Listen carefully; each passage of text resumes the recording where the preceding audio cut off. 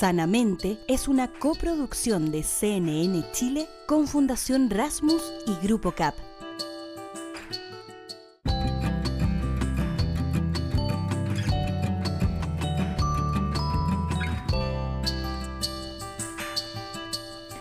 Hola, ¿cómo están? Bienvenidos, bienvenidas una vez más a un especial de Sanamente en este fin de año que tanto esfuerzo, energía, estrés nos termina provocando, pero para el que siempre existe un programa donde uno se puede refugiar como en una camita de una comunidad que nos ayuda a sentirnos mejor. Hoy queremos hablar de muchos temas y de muchos tipos de personas en distintos momentos de sus vidas y vamos a entregar algunas herramientas para personas que tienen trastorno obsesivo compulsivo. Es un trastorno que es común en todas las personas y también en niños y que es importante tener herramientas para poder comprenderlo y para poder incorporarlo de una manera que para esas personas la vida sea más fácil. Por otro lado, vamos a hablar también de nosotras las mujeres y esa etapa que tanto tiempo fue un tabú, pero que ahora nos encanta decir, y es la menopausia. Todas quienes estamos muy cerca de la menopausia, tenemos tantas preguntas, hay tantos mitos y la verdad es que podríamos pasarlo tanto mejor, o al menos ese es el propósito de la conversación que vamos a conocer más adelante. Esto y tanto más en este capítulo que ahora comienza de Sanamente. El TOC o trastorno obsesivo compulsivo se considera el cuarto trastorno psiquiátrico infantil más común en el mundo. ¿Cómo se puede identificar en la infancia? ¿Cuáles son esas primeras señales a las cuales deberíamos estar atentos como padres? ¿Cómo la comunidad podría ayudar a través de nuevos aprendizajes, incorporar a los niños y niñas que empiezan a tener algunas señales de trastorno obsesivo compulsivo?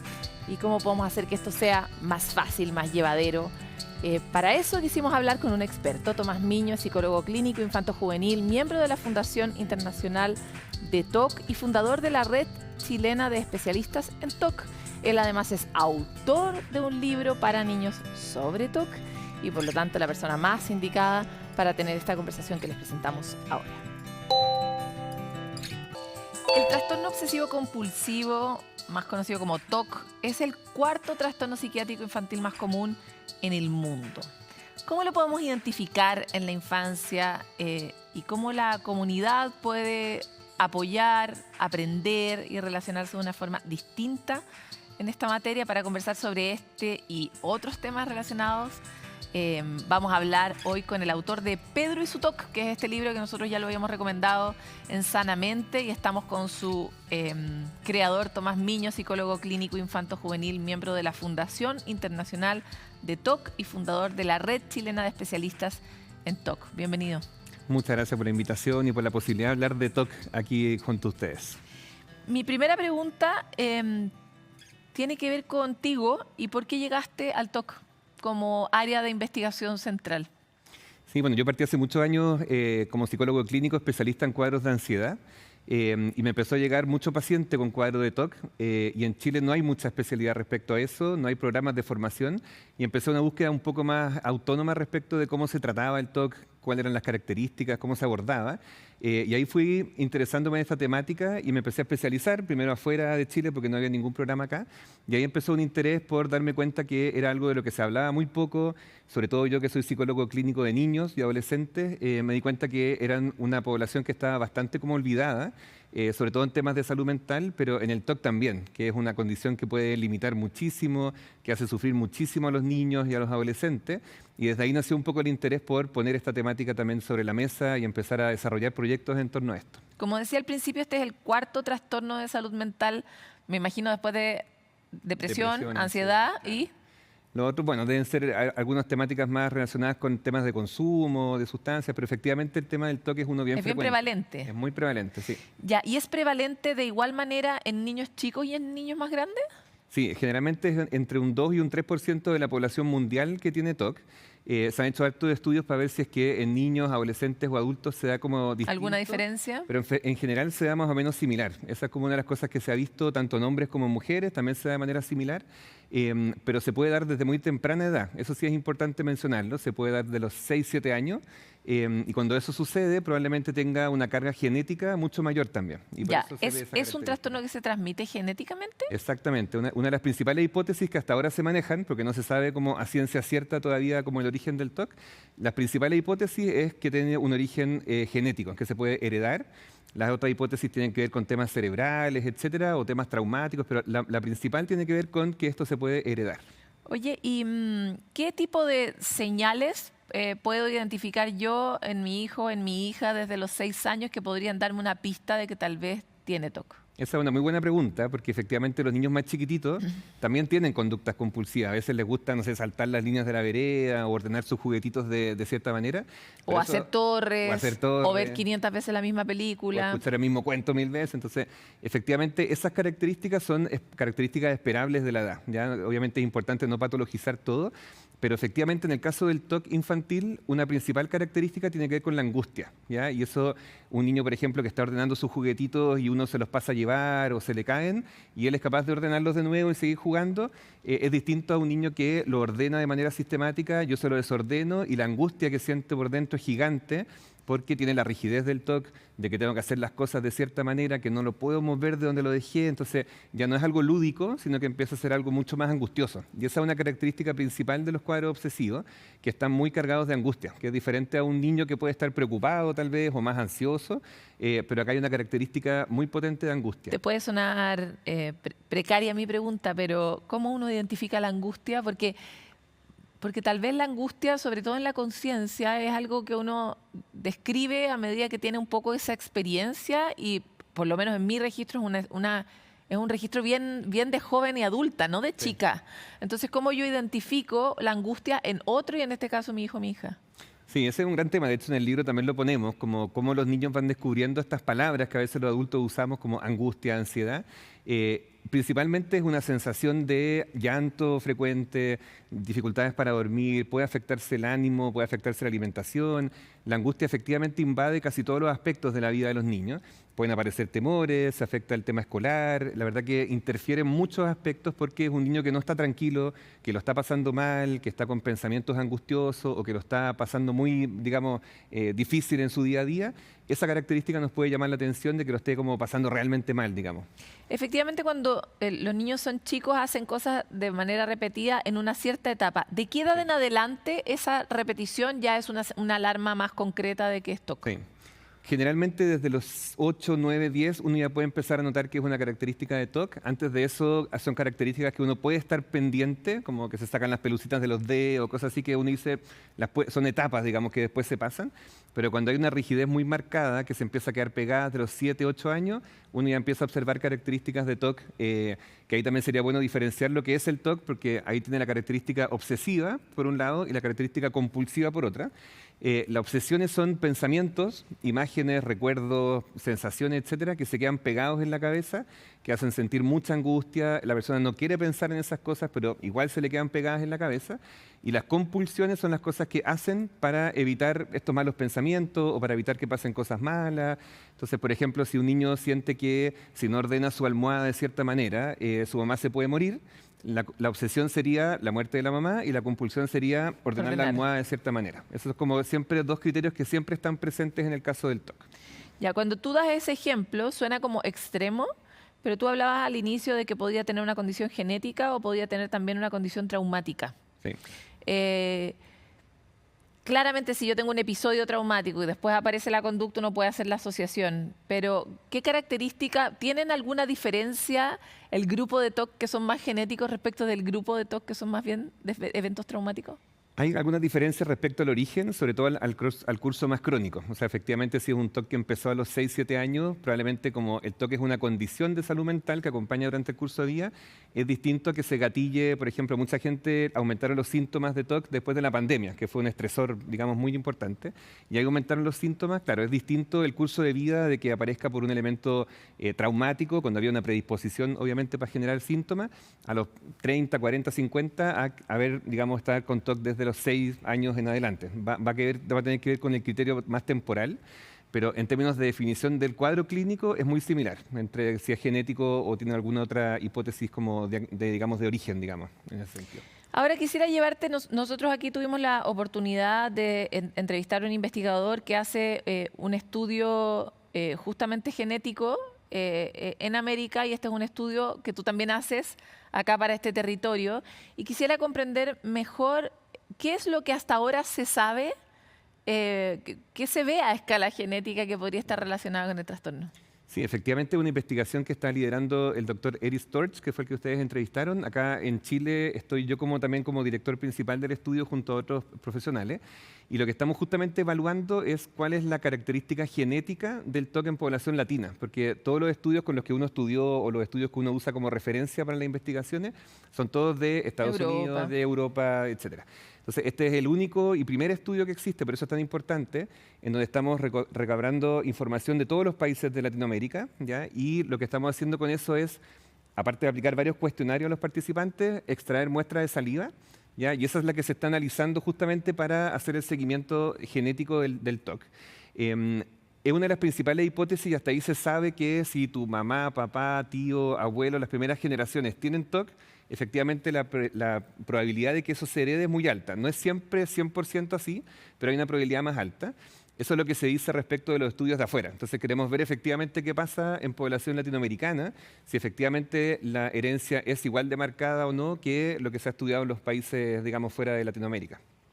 Ahora, últimamente, a medida que avanza la neurociencia, han vuelto a cobrar mucha relevancia los factores ambientales, ¿no? Sí. Y sabemos cada vez más que los factores ambientales pueden cambiar el curso de una enfermedad, gatillarla o no gatillarla, acentuarla o disminuirla. ¿Ocurre eso también a pesar de este origen genético del TOC? Sí, de todas maneras, es una buena pregunta porque el TOC es muy permeable al estrés, a la angustia, a las preocupaciones. Entonces uno tiende a ver a los pacientes que están con los síntomas estables, por ejemplo, pero si viene fin de año que están más cansados, o los niños con las pruebas, etcétera, tienden a aumentar los síntomas.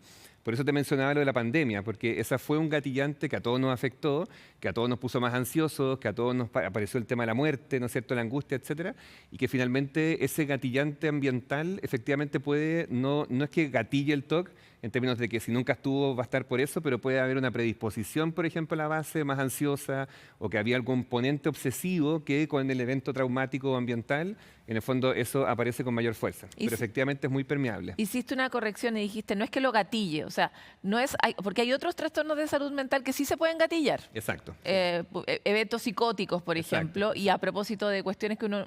Y puedes tener esa posibilidad a lo largo de tu vida incluso, o cuando eres más joven. En este caso, si uno no tiene el factor genético, ¿no se te va a gatillar en ninguna condición? No debería gatillarse, claro, efectivamente, eso es lo que se está estudiando, algunos casos de TOC que no tengan ninguna carga genética hereditaria o ambiental. Hay otras hipótesis que tienen que ver con, por ejemplo, la baja de serotonina del cerebro, que a veces puede ser que el cerebro esté funcionando de manera distinta y eso genera efectivamente cuadros más obsesivos. Pero efectivamente que se genere un cuadro de TOC así como diagnóstico de TOC, si es que no había ningún antecedente previo y aparezca como de la nada, eso claro, es más difícil y eso es como justamente lo que se está estudiando. Porque hay casos en los que uno hace la historia familiar y no hay ninguna herencia genética. Entonces ahí uno pone a investigar, ¿no es cierto? Y es lo que estamos tratando de investigar también en otro tipo de investigaciones, desde dónde nace, si es un tema del cerebro, si es un tema de hormonal, químico, de dónde nace el origen cuando no hay una historia genética atrás, que es como muy interesante también poder pesquisarlo. Y por otro lado, los cerebros que están más expuestos a cortisol, en el fondo, ¿hay una relación entre, por ejemplo, la hormona del estrés, el cortisol, o la utilización del cerebro más reptil y el desarrollo de este tipo de trastornos? Sin duda. De hecho, el TOC es un cuadro que si uno lo mira evolutivamente, yéndose como bien atrás, uno pensaría que es un cuadro que viene desde los inicios del ser humano, porque efectivamente el cerebro tiene la función de cuidarnos también, como frente al estrés, las preocupaciones, las amenazas, los peligros. Y efectivamente eso hizo Esto es como aumentado, exacto, ¿no? ¿no es cierto? Y que hizo que la especie humana sobreviviera, porque en el fondo si había un mamut o algo que me iba a atacar, como que tenía que estar en posición de defenderme, y lo hacía estar más alerta, lo hacía estar más preocupado, lo hacía estar más minucioso, ¿no es cierto?, con ciertas conductas como más compulsivas. Pero cuando empezó a avanzar, ¿no es cierto?, la etapa del ser humano, hay ciertas cosas que se fueron quedando como pegadas en este cerebro más primitivo Y ahora, claro, no es el león que nos va a atacar, pero ahora son los pensamientos, son las imágenes y el cerebro funciona de la misma manera. Ese pensamiento angustioso del TOC lo considera como si fuera realmente un El león mamut. que te va... Claro, el mismo angustia. Y ahí se eleva el cortisol, ¿no es cierto? Empieza todo el cerebro de respuesta, de lucha, huida, ¿no es cierto? Todos esos mecanismos que tiene el cerebro para proteger, ¿no? Y justamente en el TOC es bien complejo porque es algo que está en la cabeza, ¿no es cierto?, de las personas y que efectivamente uno trata de mostrarle que los pensamientos son pensamientos, que no tienen poder para hacerte daño y todo, pero el cerebro los codifica como si fueran realmente amenazantes. Y esa es la parte difícil del TOC.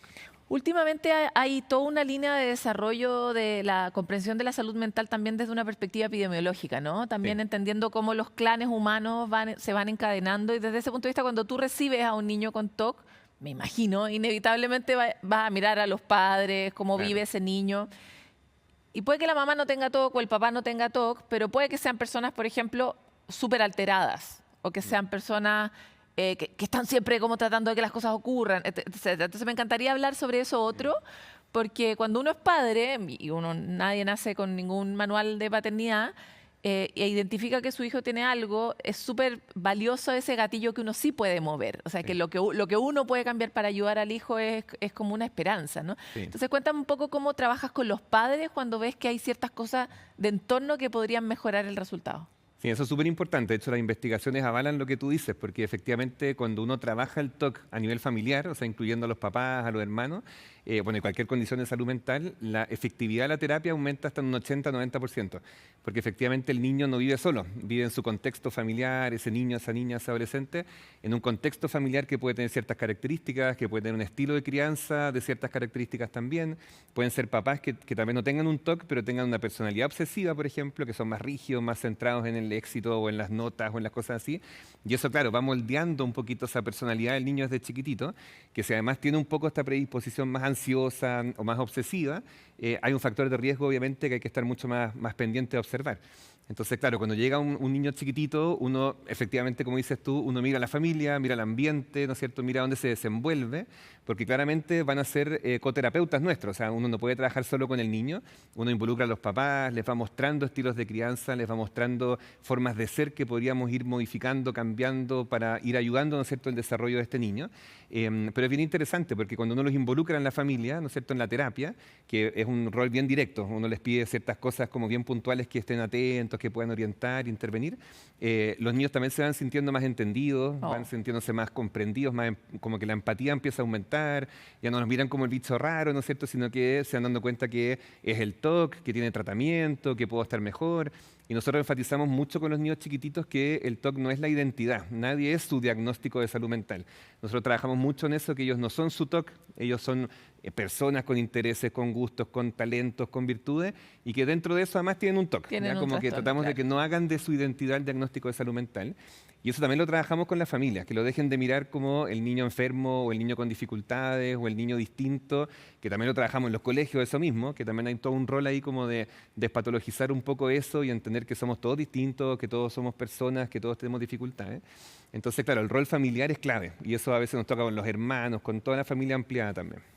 Tomás, antes de empezar esta entrevista te preguntaba si hay un ABDB antes de Boric y después de Boric en el sentido de esta revelación que hace el presidente durante la campaña sobre su propio TOC.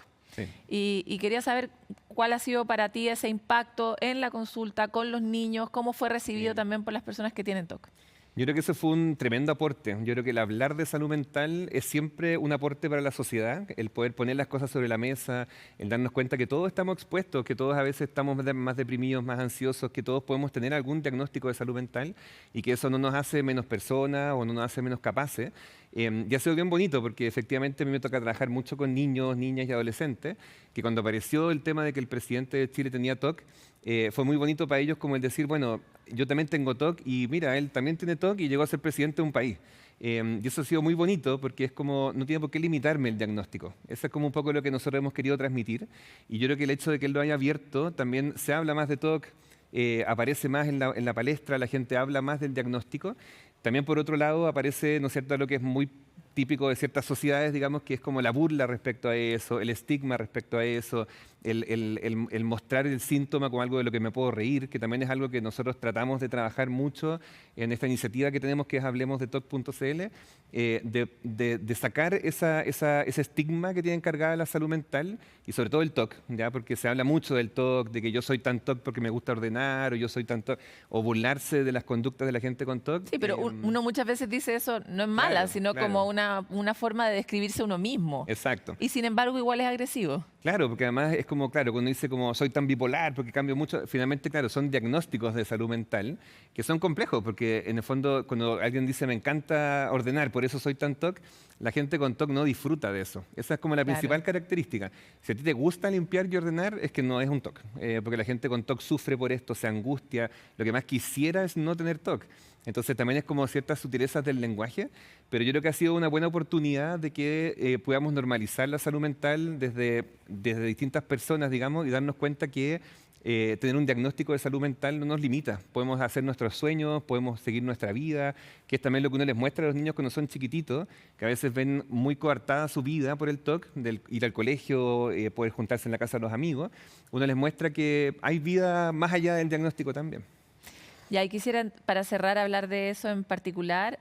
Tú decías que cuando uno trabaja con las familias mejora hasta en un 80% el resultado final de la terapia y que ellos se sienten muy aliviados.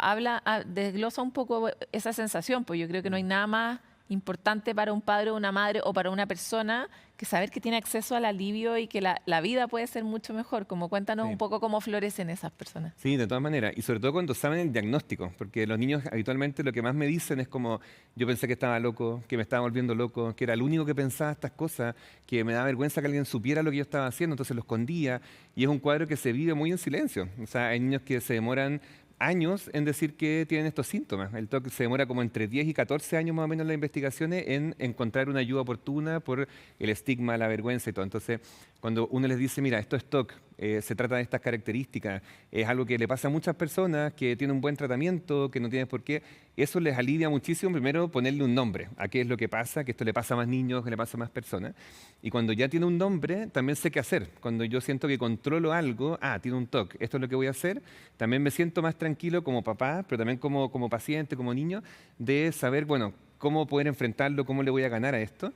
Y ese alivio tiene que ver con eso, con que me dejen de mirar como el bicho raro, de sentir que puedo hablar de esto con alguien y que no pasa nada si lo hablo. Es normal hablar de estas cosas y ese alivio es gigante, o sea, les da una autoestima gigante también. Y cuando los niños son chiquititos es muy importante lo que los papás y cómo los papás te miran, aunque no te digan nada. Entonces, ¿cómo has visto que para esos niños es que los empiecen a mirar de otra manera? Sí, no, la autoestima aumenta un montón, la sensación de que me quieren a pesar de esto, porque también sienten como, es que yo no le quería decir a mi papá o a mi mamá porque me iban a mirar raro, o iban a pensar que yo tenía un problema, o que cómo estaba pensando estas cosas. Entonces, cuando logran abrirlo y se dan cuenta que el cariño sigue igual, que los papás te quieren a pesar de todas las cosas que puedan pasar, como que eso también les da una tranquilidad de que me quieren a pesar de estas cosas que me cuestan o que son difíciles, y eso los alivia muchísimo. O sea, uno ve la cara de alivio cuando es capaz de hablar esto con los papás, o cuando uno les dice, mira, esto es TOC y estas son las características, es un alivio como decir, esto le pasa a más gente, no soy solo yo. No, incluso una sensación de que te quieren más, tal vez, exacto, porque ahora sí, te comprenden. absolutamente, ¿no? aumenta la autoestima,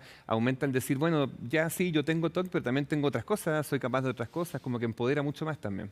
Tomás, te quiero agradecer mucho por esta conversación. Teníamos muchas dudas y muchas preguntas. Que te vaya muy bien también con el sitio, con la investigación. Y dejamos invitados también a las personas que tengan dudas o que quieran participar, que se encuentren contigo a través de todas las redes que nosotros hemos compartido ampliamente en nuestro programa. Muchas gracias. Muchas gracias a ustedes por la invitación.